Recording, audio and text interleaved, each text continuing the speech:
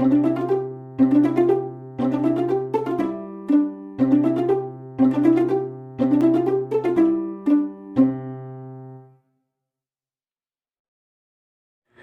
mga kamari, kamusta? At eto nga, try ulit ako mag-voice over sa tinagal-tagal. 3 months din po ako talagang nagpahinga. For today's video ay itutur ko naman kayo sa lugar namin, Charis. Last November pa pala tong video na to, nung time na umuwi ako ng Leyte sa lugar namin kung saan ako sinilang, Charis. At ang dahil nga 3 months akong nagpahinga sa voice over, kaya ito, parang naninibago na naman ako. At ikwento ko pala ba't ako umuwi ng Leyte sa amin dahil last death anniversary ng lola ko.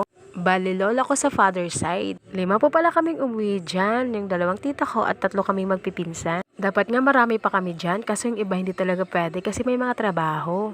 Ang gusto kasi ng tita ko ay kumpleto kami sa last death anniversary ng lola namin. Kaya gusto niya kaming umuwi lahat at parang mini reunion na din.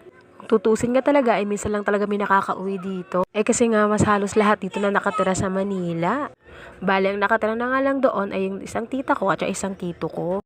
At ayun na nga mga kamari, pagpasensyahan nyo na, medyo yung anak ko maingay habang nag-voice over ako. Pag naglalaro kasi yun may kasamang sigaw, Jeske.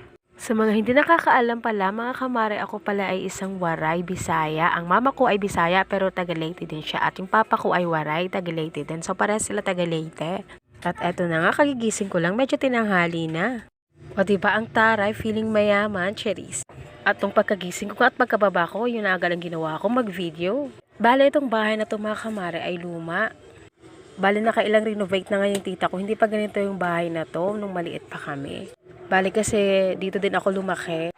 At ang ganda nga dito, nakaka-relax mga kamari dahil puro halaman. Bawat lingon mo, puro halaman. Bale, kasi yung tita kong nakatira dito, yung kapatid ng tatay ko, ay mahilig siya sa halaman. Kaya halos lahat nakapalibot ng buong bahay na to ay puro halaman. Naalala ko pa nga dati mga kamari nung bata pa ako, akong taga-dilig dyan sa mga halaman na yan. Pero hindi pa ganyan mga halaman yung dati. Naalala ko dati yung halaman dinidiligan ko yung mga orchids, ang daming alaga ng tita kong ganyan. Pati yung santa na sinasabi nila at saka rose.